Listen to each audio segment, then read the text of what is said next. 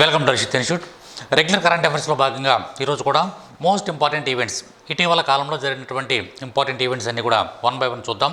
ఇవన్నీ కూడా మనకి కాంపిటేటివ్ ఎగ్జామ్కి ప్రిపేర్ అయ్యేటువంటి ప్రతి ఒక్కరికి ఉపయోగపడేటువంటి ఇంపార్టెంట్ కరెంట్ అఫైర్స్ కాబట్టి తప్పనిసరిగా నోట్స్ రూపంలో రాయండి. అదేవిధంగా మన వీడియోస్ని తప్పనిసరిగా లైక్ చేయండి, మీ ఫ్రెండ్స్ అందరూ కూడా ఈ వీడియోని షేర్ చేయండి. సరే, ఫస్ట్ ఇప్పుడు చూద్దాం. ఇక్కడ ఫస్ట్, ఇటీవల భారత ప్రధాని ఏ రాష్ట్రంలో ధర్తీ ఆబా జన్ జాతీయ గ్రామ్ ఉత్కర్ష్ అభియాన్ అనేటువంటి ఒక కార్యక్రమాన్ని ప్రారంభించడం అనేది జరిగింది. ఇక్కడ మనకి ఈ ప్రోగ్రాం అంతా కూడా ఒకసారి మీరు గుర్తుంచుకోవాలండి, అది బైహార్ట్ చేయాలి, బట్టి పట్టాలి. ఇక్కడ మనకేంటంటే ధర్తీ ఆబా జన్ జాతీయ గ్రామ్ ఉత్కర్ష్ అభియాన్ అనేటువంటి ఒక ప్రోగ్రామ్ని ఇటీవల కాలంలో ప్రారంభించడం అనేది జరిగింది. ఎవరో మన భారత ప్రధాని. ఎప్పుడైనా సరే రీసెంట్గా మన భారత ప్రధాని కానీ, రాష్ట్రపతి కానీ, CJ chief justice of India కానీ, లేదనుకున్నట్లయితే మనకి ఉపరాష్ట్రపతి, గొప్ప వ్యక్తులందరూ కూడా ఏదైనా ఒక ప్రోగ్రామ్ను కనుక లాంచ్ చేసినట్లయితే, దాన్ని ప్రారంభించినట్లయితే తప్పనిసరిగా ఎగ్జామినర్ ఏం చేస్తారంటే అటువంటి వాటి వైపు దృష్టి పెట్టి తప్పనిసరిగా ఎగ్జామినేషన్ పాయింట్ ఆఫ్ వ్యూలో మనల్ని అడుగుతాడు. కాబట్టి మనం చేయవలసింది ఏంటంటే, ఇటీవల కాలంలో ప్రధానమంత్రి ఏమైనా ప్రోగ్రామ్స్ లాంచ్ చేశాడా, ఇటీవల కాలంలో మన రాష్ట్రపతి ఏమైనా ప్రోగ్రామ్స్ ఏమైనా లాంచ్ చేశారా అనే విషయాలు తప్పనిసరిగా గమనించాలి. వాటి మీద ఖచ్చితంగా 2-3 బిట్లు రావడానికి ఏ కాంపిటేటివ్ ఎగ్జామ్ అయినప్పటికీ కూడా 2-3 బిట్లు గ్యారంటీగా వస్తాయి పథకాల మీద. సరే, ఇక్కడ మనకి ధర్తీ ఆబా జన్ జాతీయ గ్రామ్ ఉత్కర్ష్ అభియాన్ ప్రారంభించారు. ఇక్కడ ఏ రాష్ట్రంలో ప్రారంభించారు, దాన్ని మనకి ఈ యొక్క ప్రోగ్రామ్ని ఏ రాష్ట్రంలో ప్రారంభించారు. Recently the prime minister of India, మళ్ళీ చెప్తున్నాం, recently the prime minister of India launched Dharti Aaba Janjatiya Utkarsh Abhiyan in which state, ఏ రాష్ట్రంలో దాన్ని ప్రారంభించారు. 1 గుజరాత్, 2 జార్ఖండ్, 3 ఉత్తరప్రదేశ్, 4వది బీహార్. ఇలాగ మనం 4 రాష్ట్రాలు ఇవ్వడం అనేది జరిగింది. యాక్చువల్గా చెప్పాలంటే ఈ పథకం యొక్క ఉత్కర్ష్ అభియాన్, ఈ యొక్క పథకం యొక్క ప్రధానమైనటువంటి ఉద్దేశం ఏంటి, ఎందుకు ఈ పథకాన్ని ప్రధానమంత్రి నరేంద్ర మోడీ గారు ఇటీవల కాలంలో దీన్ని ప్రారంభించారు. దీనికి సుమారుగా ఎంత ఖర్చు పెడుతున్నారంటే 80,000 కోట్లు ఖర్చు పెడుతున్నారు. 80,000 కోట్లు ఖర్చు పెట్టడం అనేది జరుగుతుంది. ఎందుకు? 63,843 గిరిజన గ్రామాలని, అంటే మన భారతదేశంలో ఉన్నటువంటి అనేక గిరిజన గ్రామాలని అటు కేంద్రపాలిత ప్రాంతంలో కానీ, రాష్ట్రాలలో కానీ ఉన్నటువంటి 30 రాష్ట్రాలు మరియు కేంద్రపాలిత ప్రాంతాల్లో ఉన్నటువంటి గిరిజన తెగలన్నింటినీ కూడా డెవలప్ చేయాలి. వాళ్ళకి కావాల్సినటువంటి మౌలిక సదుపాయాలు కల్పించాలి. వాళ్ళకి కావాల్సిన ఆరోగ్యము, విద్య, జీవనోపాధి, రోడ్లు, హాస్పిటల్స్, ప్రతి విషయంలో కూడా వాళ్ళకి కావాల్సిన ప్రతి సౌకర్యాన్ని కల్పించాలి. అంతేకాకుండా దీనివల్ల కనీసం 5 కోట్ల మంది గిరిజనులు, ముఖ్యంగా పీవీజీటీ, పర్టికులర్లీ వెర్నబుల్ ట్రైబల్ గ్రూప్స్ అనేవి ఉంటారు, అంటే బాగా వెనుకబడినటువంటి గ్రూప్స్ ఉంటారు. ట్రైబల్స్లోనే ఈ యొక్క మనం చెప్పుకున్నటువంటి ఈ గిరిజన తెగల్లోనే బాగా వెనుకబడినటువంటి గిరిజన తెగలు కూడా ఉంటారు. అటువంటి వారికి సుమారుగా ఒక 5 కోట్ల మంది లబ్ధి పొందే విధంగా ఈ యొక్క ప్రోగ్రామ్ని తీర్చిదిద్దడం అనేది జరిగింది. కాబట్టి 63,843 గిరిజన గ్రామాలని అభివృద్ధి చేయడానికి అతి ముఖ్యమైనటువంటి ఒక పథకాన్ని ఇటీవల కాలంలో మన ప్రధాని నరేంద్ర మోడీ గారు ప్రారంభించారు. దాని యొక్క కాస్ట్ ఎంత, దానికి ఎంత ఖర్చు చేస్తున్నారు, 80,000 కోట్ల రూపాయలు దానికి ఖర్చు చేయడం అనేది జరుగుతుంది. కాబట్టి ఈ డేటా అంతా కూడా గుర్తుంచుకోవాలి. యాక్చువల్గా చెప్పాలంటే దాని యొక్క మొత్తం ఖర్చు 79,156 కోట్లు, అరౌండ్ 80,000 క్రోర్స్గా మనం చెప్పుకోవచ్చు.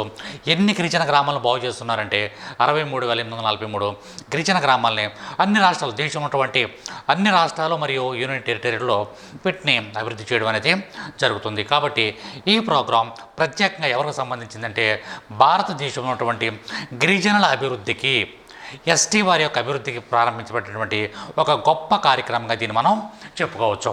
ఓకే, నెక్స్ట్ ఇప్పుడు చూద్దాం.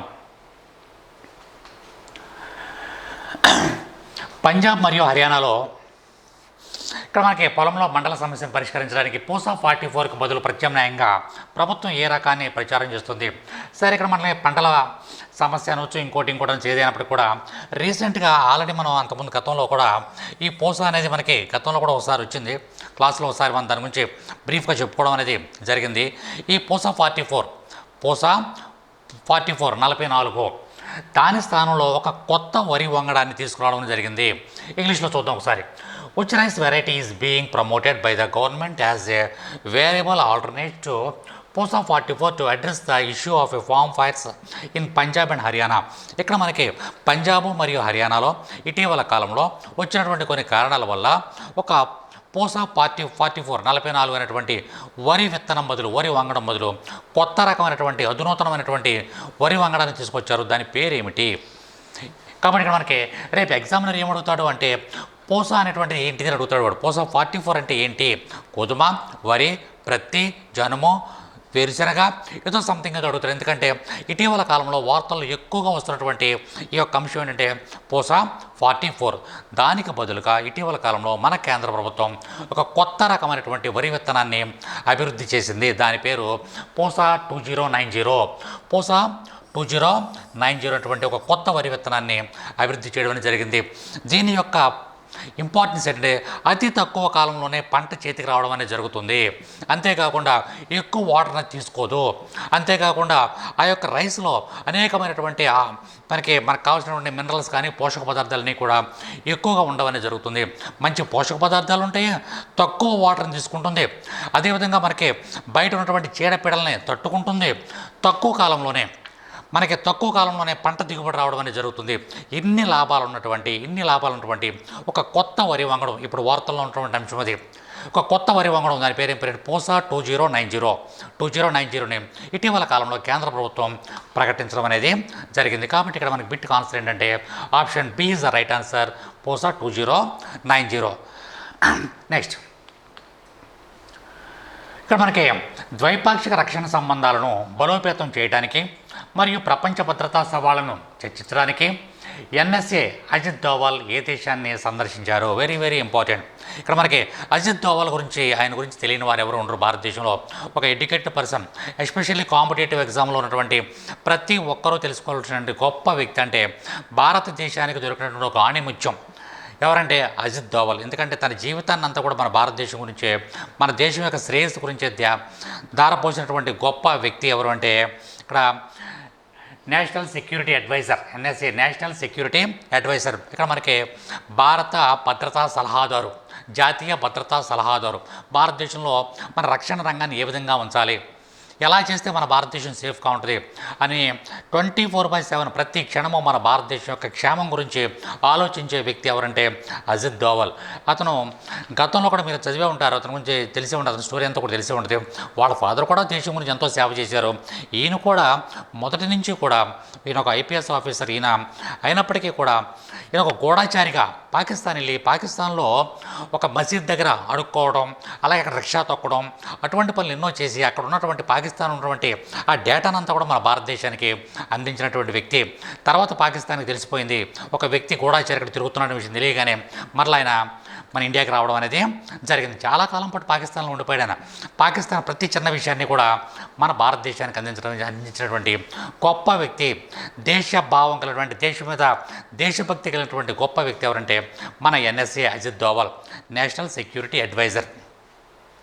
ఈయన ఇప్పుడు ప్రజెంట్ ఒక మంచి పొజిషన్లో ఉన్నారు. ఈయన ఇటీవల కాలంలో మన భారతదేశానికి మరియు ఇతర దేశానికి మంచి సంబంధాలను పెంపొందించడానికి, అలాగే ప్రపంచవ్యాప్తంగా మనం ఎదుర్కొన్నటువంటి సవాళ్ళన్నింటిని కూడా అధిగమించడానికి ఒక దేశంతో ఇటీవల కాలంలో ఒక దేశాన్ని సందర్శించాడు. ఆ దేశం పేరు ఏమిటి మన బిట్ ఇక్కడ ఇంగ్లీష్లో చూద్దాం ఒకసారి. Which country did NSA Ajit Doval, NSA అంటే national security adviser, national security adviser. NSA Ajit Doval visit to strengthen bilateral defence ties and discuss global security challenges. కాబట్టి ఇక్కడ మనకి ఏంటంటే భారతదేశం ద్వైపాక్షిక రక్షణ సంబంధాలను మెరుగుపరుచుకోవడానికి ఇటీవల కాలంలో అజిత్ దోవల్ ఒక దేశానికి వెళ్ళారు. ఆ దేశం పేరు ఏమిటి, ఆ దేశం యొక్క పేరు ఏమిటి అనేది ఇక్కడ మనకి ప్రశ్న. కాబట్టి ఇక్కడ మనం 4 ఆప్షన్లు ఇచ్చుకున్నాం. ఒకటి జర్మనీ వెళ్ళాడు ఈయన రీసెంట్గా, నిన్న కాక మొన్న ఈయన జర్మనీ వెళ్ళాడా, లేదా యూకే ఇంగ్లాండ్ వెళ్ళాడా, లేదా ఫ్రాన్స్ వెళ్ళాడా, లేదా యుఎస్ఏ అమెరికా వెళ్ళాడని చెప్పేసి అంటే ఈయన ఫ్రాన్స్ ఇటీవల కాలంలో సందర్శించడం అనేది జరిగింది అజిత్ దోవల్. అనేక విషయాలు ఫ్రాన్స్ అధ్యక్షుడైనటువంటి ఇమ్మాన్యుయల్ మ్యాక్రాన్ ఫ్రాన్స్ యొక్క ప్రస్తుత అధ్యక్షుడు ఎవరు, ఎమ్మాన్యుయల్ మ్యాక్రాన్, ఆయనతో సమావేశం జరుగుతుంది. అదేవిధంగా సాయుధ దళాల మంత్రి అయినటువంటి సెబాస్టియన్ లెకోర్నో ఆయనతో కూడా ఈయన సమావేశం అవడం అనేది జరుగుతుంది.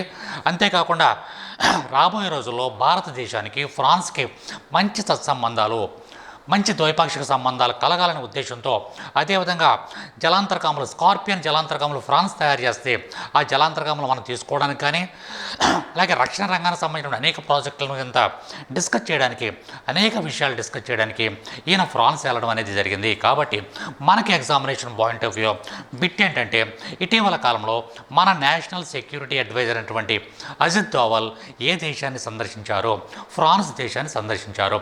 ఫ్రాన్స్ యొక్క అధ్యక్షుడు ఎవరు, ఇమ్మాన్యుయల్ మ్యాక్రాన్. అక్కడ ఉన్నటువంటి మినిస్టర్ అంటే ఇక్కడ మన డిఫెన్స్ మినిస్టర్ ఎవరు అంటే సెబాస్టియన్ లెకోర్నో. ఈ డేటా అంతా కూడా మనం గుర్తుంచుకోవాలి. మరలా చెప్తున్నాను, ఎప్పుడు కూడా మన కరెంట్ అఫైర్స్ పార్ట్లో ఏదో బిట్టు ఆన్సర్ చదువుకుంటే మనకి ఎటువంటి పరిస్థితుల్లో ఉపయోగం అనేది ఉండదు. మనం చదివేటప్పుడు ఎప్పుడు కూడా 360 డిగ్రీ చదువుకోవాలి. ఎందుకు జరిగింది, ఎలా జరిగింది, ఎప్పుడు జరిగింది, తన యొక్క ప్రతిఫలం ఏంటి అనేది ప్రతి విషయాన్ని కూడా చాలా క్షుణ్ణంగా చదువుకుంటేనే మన ఎగ్జామినేషన్లో సక్సెస్ అవుతాము, ఎస్పెషల్లీ కరెంట్ అఫైర్స్ పార్ట్లో. ఓకే, కాబట్టి అజిత్ దోవల్ ఇటీవల కాలంలో ఫ్రాన్స్ని సందర్శించాడు. So answer France, C is the right answer. Next ఇప్పుడు చూద్దాం. Welcome to Harshith institute. ఒక చిన్న నోటిఫికేషన్తో మీ ముందుకు రావడం అనేది జరిగిందండి. ఎవరైతే గ్రూప్ 2 ప్రిలిమ్స్ పాస్ అయ్యి మెయిన్స్కి సిద్ధపడుతున్నారో, మెయిన్స్ ప్రిపేర్ అవుతున్నారో వాళ్ళందరికీ కూడా ఒక గుడ్ న్యూస్ ఏంటంటే, మన హర్షిత్ ఇన్స్టిట్యూట్లో ఆల్రెడీ 3rd బ్యాచ్ 3 బ్యాచెస్ దిగ్విజయంగా రన్ అవుతున్నాయి. 4th బ్యాచ్ అనేది స్టార్ట్ అయింది. ఈరోజే 4th బ్యాచ్ అనేది స్టార్ట్ అయింది. తప్పనిసరిగా మీలో ఎవరైనా సరే ప్రిలిమ్స్ క్రాక్ చేసి మెయిన్స్ కనుక్కున్నట్లయితే, ప్రిపేర్ అవుతున్నట్లయితే మన హర్షిత్ ఇన్స్టిట్యూట్ని చూస్ చేసుకోండి. తద్వారా మీరు తప్పనిసరిగా జాబ్ కూడా సంపాదించడానికి అవకాశం అనేది ఉంటుంది. ఫస్ట్ పాయింట్, మనం ఏ విధమైన టైం టేబుల్ ఫాలో అవుతున్నామో ఇంట్లో మీకు ఎక్స్ప్లెయిన్ చేస్తాను. మార్నింగ్ 7 to 2 వరకు కూడా క్లాసెస్ ఉంటాయండి, రెగ్యులర్ క్లాసెస్ ఉంటాయి. 2 తర్వాత 2 to 3 1 అవర్ బ్రేక్ ఉంటుంది. 3 నుంచి స్టడీ అవర్స్ ఉంటాయి. మరలా 5 to 6 ఎగ్జామ్ ఉంటుంది, యూనిట్ వైజ్ ఎగ్జామ్ ఉంటుంది. అలాగే యూనిట్ వైజ్ ఎగ్జామ్ అయిపోయిన తర్వాత పేపర్ ఎక్స్ప్లెనేషన్ ఉంటుంది. అయిపోయిన తర్వాత నైట్ 10 o'clock వరకు స్టడీ అవర్స్ ఉంటాయండి.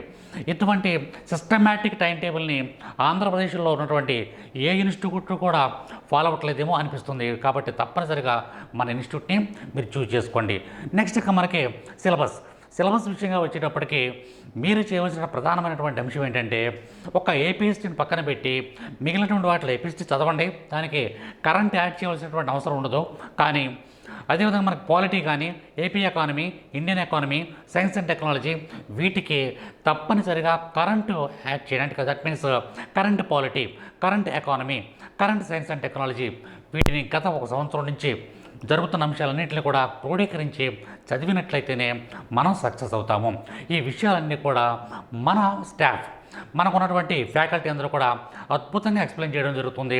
చాలా సిస్టమేటిక్గా రన్ చేస్తున్నాము ఇన్స్టిట్యూట్ని. చాలా సిస్టమేటిక్ క్లాసెస్ ఉన్నాయి మన దగ్గర.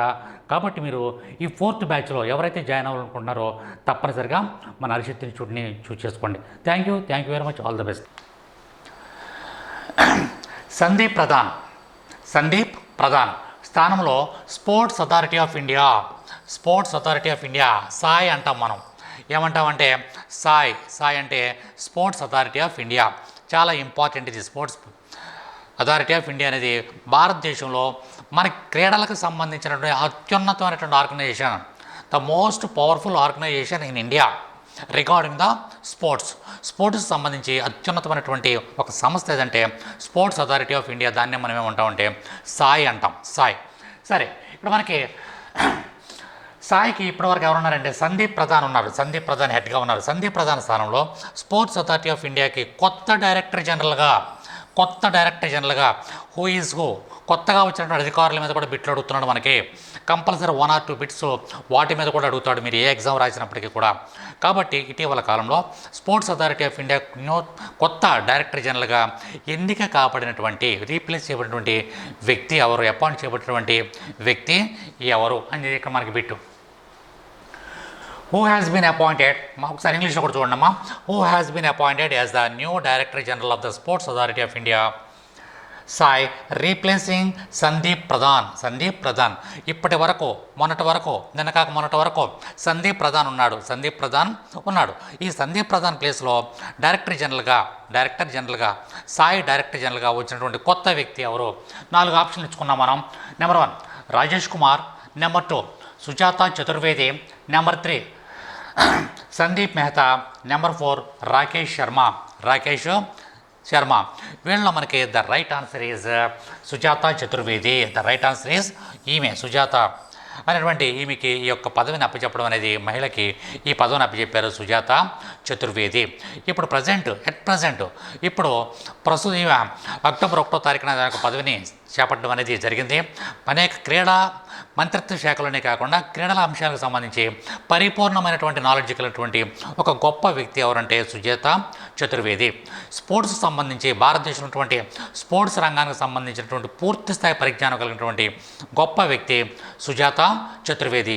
ఆమెకి ఇటీవల కాలంలో సాయి డైరెక్టర్ జనరల్, మనకి sports authority of India director జనరల్గా బాధ్యతలు అప్పచెప్పడం అనేది జరిగింది.